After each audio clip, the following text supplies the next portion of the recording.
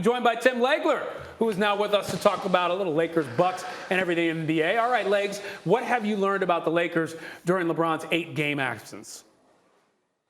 Well, I think the biggest thing for me was I was wrong before the season that Russell Westbrook would pay huge dividends in the regular season on the nights LeBron James wouldn't be there. Because when they made this move, that's what I said. It was a hard fit in my mind to wrap around the two of those guys together.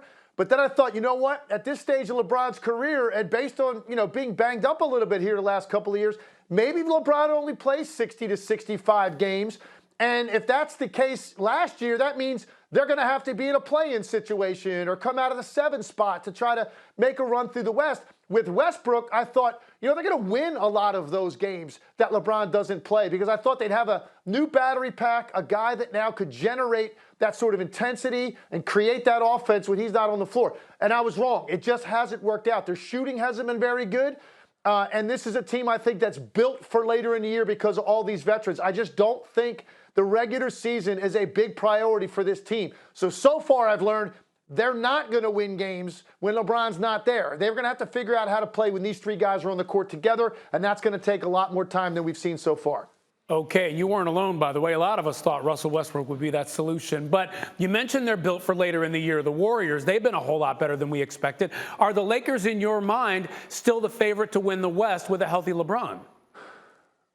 No, I don't see how you could say that because there's just too small of a sample size with LeBron, AD, and Russell Westbrook together. That's going to take, 15, 20-game stretch where you see every night consistently what their ceiling is.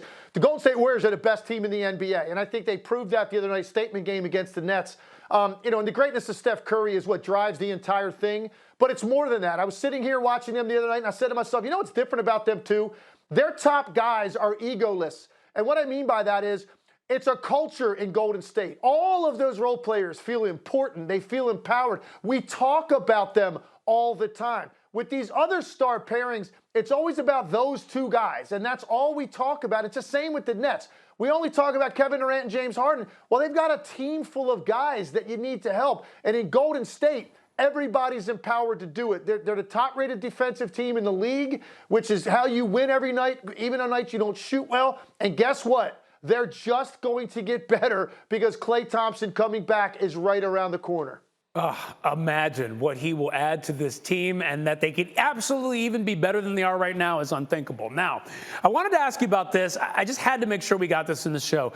Giannis Antetokounmpos was talking to GQ, had an interview, and he had this to say. One challenge was to bring a championship here, talking about Milwaukee, and we did. But what's the next challenge? The next challenge might not be here. Me and my family chose to stay in this city that we all love and has taken care of us for now. In 2 years, that might change. I'm being totally honest with you. Now, I can't imagine what that did in Milwaukee to every fan there, but what is your reaction to Giannis seemingly opening the door for a departure from Milwaukee down the line? My reaction is that he should not be criticized. Look, it's amazing and it's laudable that he signed to go back to a small market team that hadn't won in the first place. But Giannis Antetokounmpo took his responsibility as a franchise player seriously. He was committed and driven to get this thing across the finish line, and he did that last year. So no one should be surprised if at some point maybe your priorities change a little bit and you do want to go somewhere else. Bottom line is this. That's your first championship, Milwaukee, in 50 years. Be grateful, appreciate it, and be blessed you have this guy to watch every night for as long as that lasts. Do not criticize Giannis Antetokounmpo for just being honest that things could change down the line. It doesn't diminish in any way his decision to re-sign in Milwaukee, in my mind. You bring up how much the league has changed. I think 20 years ago, we'd think somebody wins a championship, they want to stay there forever. Now it's you got to be grateful for what you have in hand instead of worrying about how long it's going to be there.